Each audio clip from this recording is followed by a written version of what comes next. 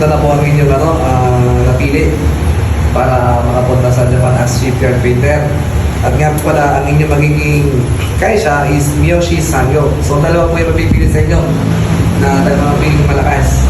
Kaya, congratulations kay number 2. Congratulations. Mga kasama mo naman ay si number 3. Congratulations. So, may dalawa magkakasama. Partner sa shipyard painter sa Japan. So, tara, pasok tayo sa loob. Congratulations. 28.